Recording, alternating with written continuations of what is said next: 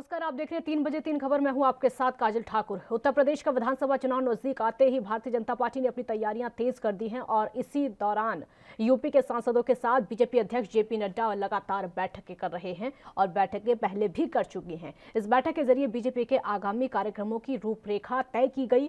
BJP ने केंद्र सरकार में उत्तर प्रदेश के बनाए गए नए मंत्रियों को जन आशीर्वाद यात्रा निकालने के निर्देश दिए हैं। इस यात्रा के तहत जिन मंत्रियों का संसद में परिचय नहीं हो पाया था, वो अब 16, 17 और 18 अगस्त को उत्तर प्रदेश के 4 लोकसभा क्षेत्रों में जन आशीर्वाद यात्रा निकालेंगे। इस यात्रा में केंद्रीय मंत्री खुली जीप में सफर करेंगे और अपने गृह जिले में जाने से पहले आसपास की 4 लोकसभा सीटों में स्थानीय लोगों के साथ संवाद करेंगे। दरअसल बीजेपी चाहती है कि जिस समाज से केंद्रीय मंत्री बनाए गए हैं, उनके बीच अपने नेता को लेकर संदेश जाना चाहिए। साथ ही चुनावी दृष्टिकोण से जनता से सीधा संवाद करके केंद्र और राज्य सरकार की उपलब्धियों को भी जनता तक पहुंचाया जा सके। बीजेपी अध्यक्ष ने सांसदों को कहा है कि किसानों के हित में केंद्र और राज्य सरकार ने जो भी काम किए हैं, उन्हें किसानों के बीच में बताए, उन तक पहुंचाए और सांसद ज्यादा से ज्यादा अपने इलाकों में एक्टिव हों। यूपी चुनाव की तैयारी को ध्यान में रखते हुए पीएम मोदी आने वाले 5 अगस्त उत्तर प्रदेश के 80 से ज्यादा राशन जितने भी केंद्र हैं वहां पर जाकर उनसे सीधा संवाद करेंगे। इस संवाद के दौरान उत्तर प्रदेश के सभी सांसद, विधायक और अन्य जनप्रतिनिधि राशन दुकानों पर मौजूद रहेंगे। पीएम मोदी इस संवाद के जरिए प्रधानमंत्री गरीब अनाज योजना पर बात करेंगे। वहीं इसको लेकर सपा अध्यक्ष अखिलेश यादव ने बीजेपी नेतृत्व पर कटाक्ष किया है। उन्होंने ट्वीट करके कहा है कि बीजेपी ने यूपी के सांसदों से प्रदेश की दुर्दशा और दुर्गति का हाल दिल्ली बुलाकर पूछ रही है। इससे पता चलता है कि दिल्ली और लखनऊ में कितनी दूरी है। उन्होंने ये भी कहा कि बीजेपी चाहे कितनी भी बैठकें कर ले, लेकिन अब जनता इन्हें उठाकर और हटाकर ही दम लेगी। आकलन बाद में और तारीफ पहले, वारे भाजपा। और वहीं कांग्रेस भी लगातार बीजेपी पर निशाना साध रही है।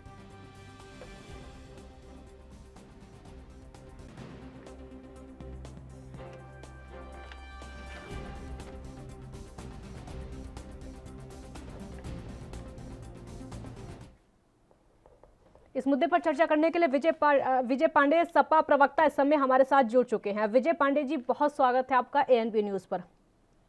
विजय पांडे जी, बीजेपी की तैयारी इस समय पूरी दिखाई दे रही है। जन आशीर्वाद यात्रा निकालने की तैयारी हो रही है और जो यात्रा निकलेगी वो भी मंत्रियों के जरिए। आपका रिएक्शन? जी बहुत बहुत धन्यवाद। मेरा सवाल सुना आपने? जी जी जी, जवाब दीजिए। पहले तो ये पूछना चाहूंगा कि बीजेपी के मंत्री लोग जनता का आशीर्वाद लेने जा रहे हैं कि जनता को आशीर्वाद देने जा रहे हैं? इनका शीर्षक ही भ्रामक है। दूसरी चीज यह है कि इतने दिनों के शासन काल में महंगाई पर इन्होंने कोई लगाम नहीं लगा पाया। महंगाई बेतहाशा बढ़ती चली गई। डीजल, पेट्रोल, गैस की कीमत, खाद, बीज, कीटनाशक दवाइयों की और किसानों से जुड़ी हुई जो चीजें हैं, उनकी चीजों में मूल्य वृद्धि बेतहाशा हुई है और बेरोजगारी खत्म नहीं कर पाए। रोजगार देने के नाम पर ये सत्ता में आए और आज इनके मंत्रीगण फिर से एक छद्म नारा लेकर और गांव के लोगों को छलने के लिए निकले हैं। ये बहुत निंदनीय है और हास्यास्पद है। नहीं विजय पांडे जी, एक चीज और है, यहाँ पर फायदा लेने की कोशिश बीजेपी की तरफ से की जा रही है। जिस जाति के मंत्री हैं, उन जाति के लोगों के बीच में जाएंगे और अपनी पैठ बैठाने की कोशिश करेंगे। जातीयता को बढ़ावा देने वाली शक्तियों को कुचलने का काम समाजवाद करेगा और जहां जाति, धर्म, मजहब, सर्व धर्म संभाव की भावना लेकर, माँ भारती का शपथ लेकर ये लोग भारत में और उत्तर प्रदेश में अपनी सत्ता पर आसीन है, वहीं ये कितनी विडंबनापूर्ण बात है कि जाति समीकरण बैठाते हुए जिस जगह पे ज्यादा जाति संख्या है, उस जाति के मंत्री को भेजकर अब जाति पर उतारू हो गए हैं। इनका काम ऐसा नहीं है क्या कि अपने काम के नाम पर वोट मांग ले फिर अगली दफा? ये अब जातीय कार्ड खेलना हमारे हिसाब से इससे निम्न स्तरीय कार्य कोई नहीं हो सकता है। ठीक है, नंद किशोर गुर्जर हमारे साथ इस समय बीजेपी से जुड़ चुके हैं। नंद किशोर जी, बहुत स्वागत है आपका एएनबी न्यूज पर। जी थैंक यू। नंद किशोर जी, अब मंत्रियों को भेजने की तैयारी हो रही है ताकि यूपी इलेक्शन में जीत हासिल हो सके, सत्ता को रिपीट किया जा सके? पहला रिएक्शन आपका। देखिए, अभी जो हमारे साथी बोल रहे थे, समाजवादी पार्टी की बात जो कर रहे थे कि जातिवाद की बात है। समाजवादी पार्टी में राष्ट्रीय अध्यक्ष से लेकर प्रदेश अध्यक्ष और तमाम पदों पे पूरा प्रदेश जानता है कौन है। वहाँ कोई दूसरा नहीं बन सकता। भारतीय जनता पार्टी में एक चाय बेचने वाला भारत का प्रधानमंत्री बन सकता है। इनके यहाँ कोई गुंजाइश नहीं है। इसलिए हम सब समाज देश के अंदर जितने भी फूल है समाज के रूप में, उस बगिया को सजाने का काम माननीय मोदी जी ने किया है। तो इनकी बात तो बिना वजह की निरर्थक है। और वो लोग जो भारतीय जनता पार्टी के जो अभी मंत्री बने, तो लगातार पहले से ही जाते रहे हैं लोगों के बीच में, कोई नई बात तो है नहीं। उनका कहना है कि आप लोगों ने कोई काम नहीं किया है। रोजगार के मुद्दे पर आपको घेरा जा सकता है, अपराध के मुद्दे पर आपको घेरा जा सकता है, महिला सुरक्षा के मुद्दे पर आपको घेरा जा सकता है, जैसे कि जंगल राज भी यूपी को कहा जाता है। नहीं, ये इस बात को कहते हैं, इनको थोड़ी बहुत तो कहीं ना कहीं हंसी आ रही होगी अपने मन में। इस पार्टी के राष्ट्रीय अध्यक्ष बहन बेटियों के बलात्कार पे बोलते हो, बलात्कार के लिए लड़कों से गलतियां हो जाती हैं। जो आतंकवादियों को रिहा करने की बात करते हो, माननीय न्यायालय की रोक के बाद उनपे रिहाई को रोका जाता हो, वो लोग अभी समाजवादी पार्टी के प्रदर्शन में अभी पिछले 2 सप्ताह पहले पाकिस्तान जिंदाबाद के नारे रखते हो, पूरे प्रदेश में जंगल राज हो और गहरे गहरे गड्ढे, बिजली 4-5 घंटे से ज्यादा ना आती हो, और रोजगार के नाम पे केवल 2-3 जिलों के लोगों को ही नौकरी दी जाती हो। कोरोना के बावजूद 2 साल के अंदर हमारी पार्टी की सरकार ने 9 लाख लोगों को नौकरी दी है उत्तर प्रदेश में केवल। और जो लोगों को रोजगार से जोड़ने का काम किया है तमाम जो हमारे कौशल विकास के द्वारा, उसका एक आंकड़ा अलग है। लेकिन इन लोगों के पास तो मुद्दा तो है नहीं। बताइए, ये क्राइम के मामले में भी अगर ये बात कर रहे हैं, अपराध के नाम से अगर कहीं भी बात करेंगे आप, तो समाजवादी पार्टी का नाम लोग लेते हैं। विजय पांडे जी, अब वो कह रहे हैं कि जिनके खुद के घर शीशे के हैं, वो दूसरों के घरों में पत्थर मार रहे हैं।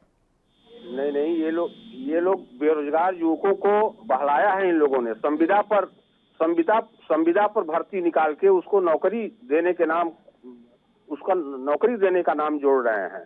संविदा में 11 महीने से 1 साल तक के ठेके पर जो नौकरियां दी जाती हैं, उसमें भी जो 6-6 हजार रुपए में प्रति माह की नौकरी है, उसमें 1-1 लाख रुपए से लेके 2 लाख रुपए तक का रिश्वत लिया जा रहा है। कोई अधिकारी कर्मचारी जनता की बात सुन नहीं रहा है। इनके भारतीय जनता पार्टी के जो भी जनप्रतिनिधि हैं, उनके ऊपर नौकरशाही हावी है और जनता का काम सीधे बिना पैसे के नहीं हो रहा है। भ्रष्टाचार की बात करें तो आप थाने को ले लीजिए, तहसील को ले लीजिए, ब्लॉक को ले लीजिए। आपकी सरकार में भी होता था, ये सब तो आपकी सरकार में भी होता था। नहीं, हमारी सरकार में चूंकि कुछ तो नियत बन गई है तो वो होगा, लेकिन एक कमान होनी चाहिए और जनप्रतिनिधि की एक हनक होनी चाहिए। वो हनक इनके राज्य में दिखाई नहीं दे रही है। इसलिए बेलगाम अफसर अपने हिसाब से काम करते हैं। और चूंकि किसानों के बेल्ट में रहने वाले लोग, श्रमिक, मजदूर और छात्र सबसे ज्यादा दुखी हैं। और इनकी सरकार से जो आशा थी, वो आशा टूटी है। इन्होंने जो सपना दिखाया था, वो सपना धराशायी हुआ है। इस बार महंगाई के मुद्दे पर, बेरोजगारी के मुद्दे पर और कोरोना काल में हुए तमाम तकलीफों के मुद्दे पर जनता इनका इंतजार कर रही है।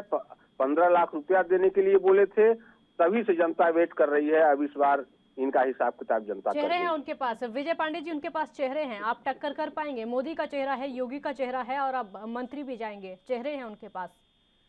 नैतिकता है, सिद्धांत है, मूल्य है, शुचिता है, पारदर्शिता है, हमारा विजन है। चेहरा आपको रोकूंगी, आपकी बात पूरी करेंगे। एक छोटे से ब्रेक के लिए यहाँ पर रुकना होगा, जल्द हाजिर होंगे।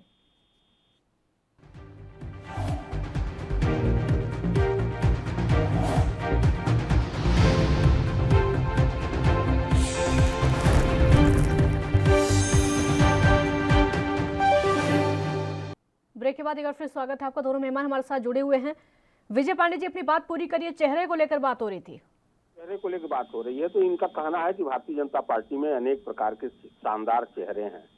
उन शानदार चेहरों का कर्म क्या है, ये पूछना चाहता हूं। मैंने अपने पार्टी के विषय में कहा कि मेरे पार्टी में भी समाजवाद का नारा है। सामाजिक न्याय के लिए हमारे पास जो विजन है, जो हमारा दृष्टिकोण है, जो सिद्धांत है, जो हमारे आदर्श हैं, उनको लेकर हम जनता के सामने हैं।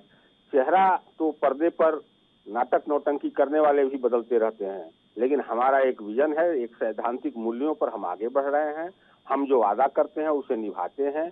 ये लोग वादा करके भूल जाते हैं, चेहरा अनेक दिखाकर ये लोग अपने कैंडिडेट का टिकट भी बार बार क्यों बदलते रहते हैं। विजन तो उनके पास भी है। नौकरियों का विजन कुछ टाइम पहले पेश किया था, उन्होंने बताई थी कि उन्होंने सबसे ज्यादा नौकरियां दी हैं। इतनी नौकरियां ना सपा ने दी ना बसपा ने दी। इनकी नौकरियों के देने की सूचना केवल खबर मात्र है, कहीं धरातल पर नौकरियां ठीक है नंदकिशोर जी, विजन नहीं है आप लोगों का?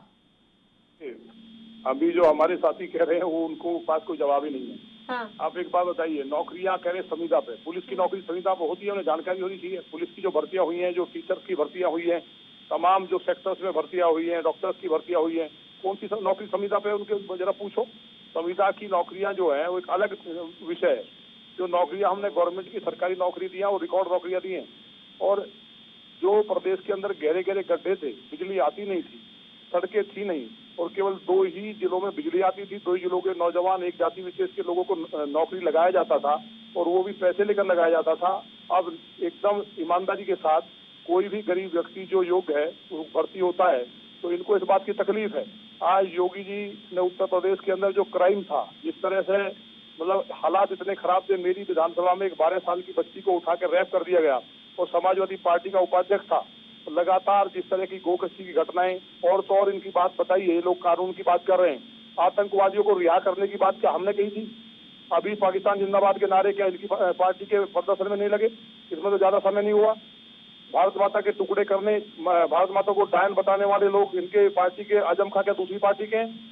ये तमाम चीजें पूरे प्रदेश के सामने है, और ये कहीं पार्टी के थे, आपको पता ये कहीं ठहरते नहीं है। आतंकवादियों को भी रिहा करने की बात करते हो, तो ये किस तरह से चलने वाला है? पूरा प्रदेश जान चुका है, आज हर आदमी जुड़ा हुआ है, नौजवान बहुत जागरूक है, सोशल मीडिया का जमाना है, तो पहले चीजें चलती थी, पहुंचती नहीं थी, तो ये सब चीजें कार सेवकों पे गोली चलवाने वाले अब जो काशी जी जा रहे हैं, भगवान भोलेनाथ के दर्शन करेंगे।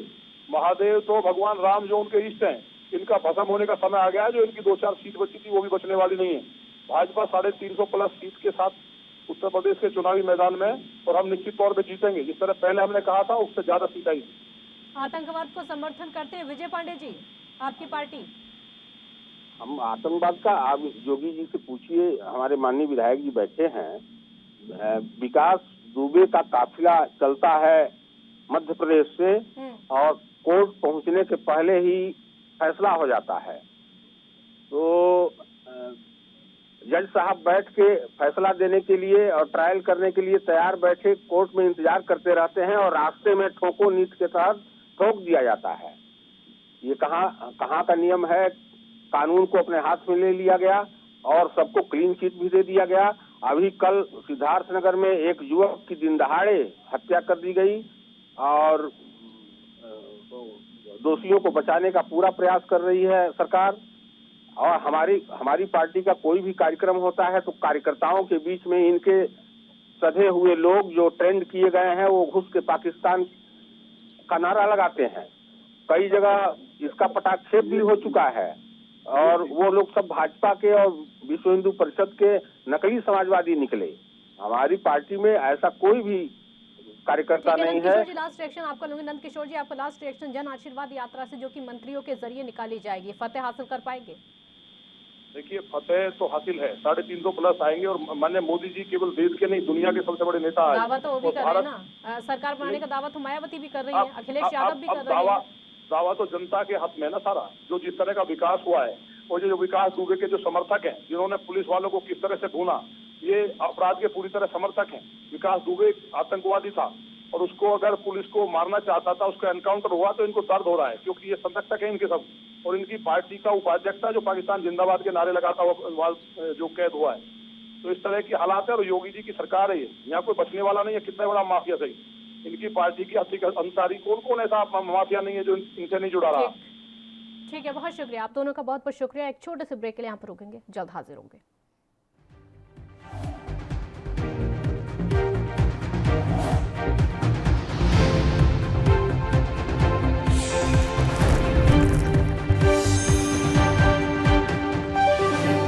कोरोना संक्रमण पर उत्तराखंड सरकार सख्त हो चुकी है और इसको लेकर पूरी तरीके से गंभीर नजर आ रही है। आपको बता दें कि प्रदेश सरकार की तरफ से पूरे राज्य में कोविड वैक्सीनेशन अभियान चलाया जा रहा है। प्रदेश में वैक्सीन की कमी ना हो, इसके लिए स्वास्थ्य मंत्री धन सिंह रावत ने विभाग को अलर्ट मोड पर रहने को कह दिया है। उन्होंने कहा है कि हम 30 दिसंबर 2021 तक पूरे उत्तराखंड में 100% वैक्सीनेशन करवा देंगे और उसके साथ ही हमारे 2 जिले रुद्रप्रयाग और बागेश्वर में लगभग 88% वैक्सीनेशन का काम पूरा हो चुका है। उन्होंने ये भी कहा कि ये प्रदेश में पहले 2 जिले हैं जहां पर वैक्सीनेशन का काम लगभग पूरा हो चुका है। उन्होंने कहा कि अभी तक हमें 60 लाख डोज वैक्सीनेशन की मिली है। धन सिंह रावत ने यह भी कहा कि उन्होंने केंद्रीय स्वास्थ्य मंत्री से आग्रह किया है कि राज्य को 20 लाख डोज वैक्सीनेशन की अगस्त महीने से देना शुरू करें। उन्होंने ये भी कहा कि स्वास्थ्य मंत्री का धन्यवाद करते हुए कि प्राथमिकता के तौर पर उत्तराखंड को वैक्सीन दिए जाएं। हम उत्तराखंड में आगामी 30 दिसंबर तक 100% वैक्सीनेशन का काम कर लेंगे। ये बहुत बड़ा दावा खुद प्रदेश के स्वास्थ्य मंत्री की तरफ से किया गया है कि 100% वैक्सीनेशन इस साल के अंत तक यानी दिसंबर तक हो जाएगा। वैक्सीनेशन लगातार चल रहा है कई जगह, हालांकि इस समय ऐसा भी है कि वैक्सीन खत्म हो रही है, लेकिन उत्तराखंड सरकार की तरफ से स्वास्थ्य मंत्री की तरफ से कहा यह जा रहा है कि हम 30 दिसंबर तक 100% वैक्सीनेशन करवा देंगे।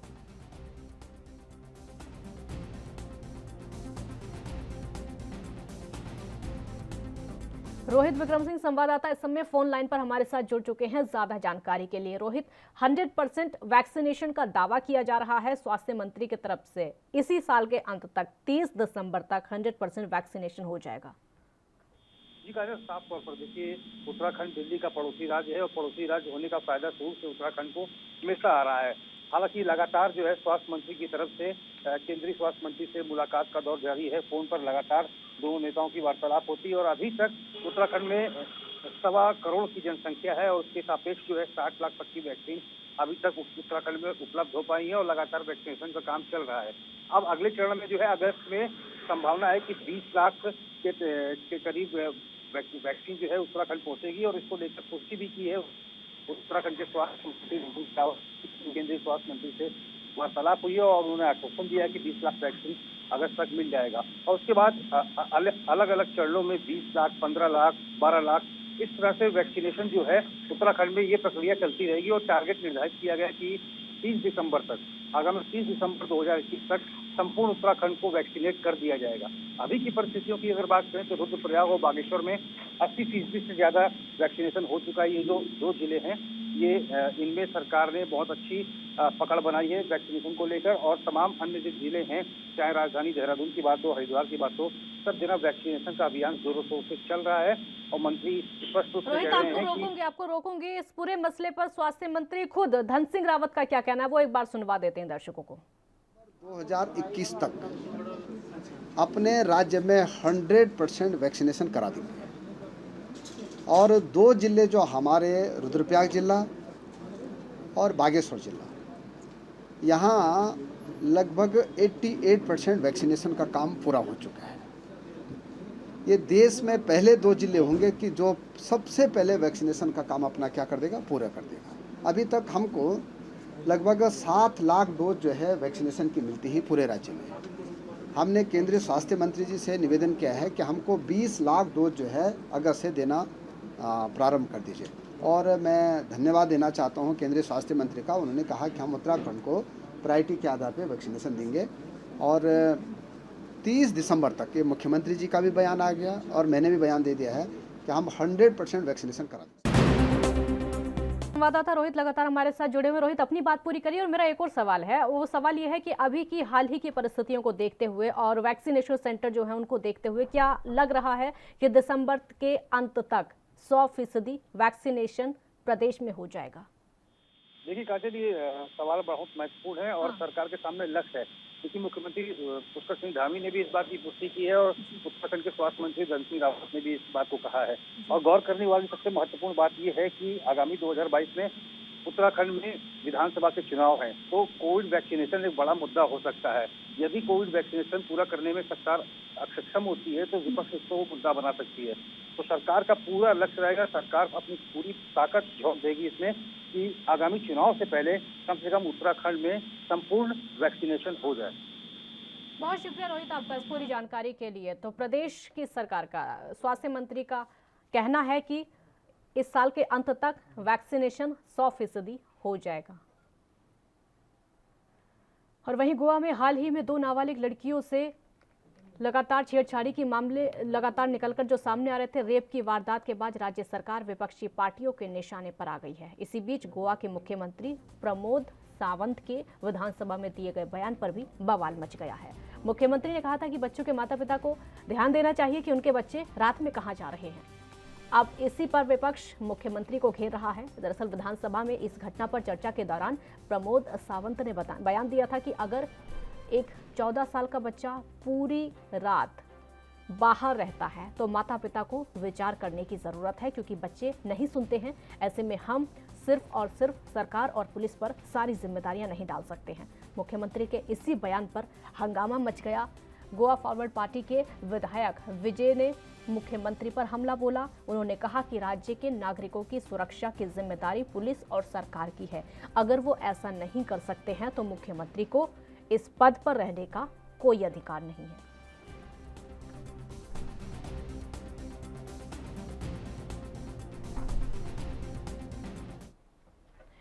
3 बजे 3 खबर में फिलहाल इतना ही। देश और दुनिया की बाकी खबरों के लिए आप देखते रहिए ANB न्यूज। नमस्कार।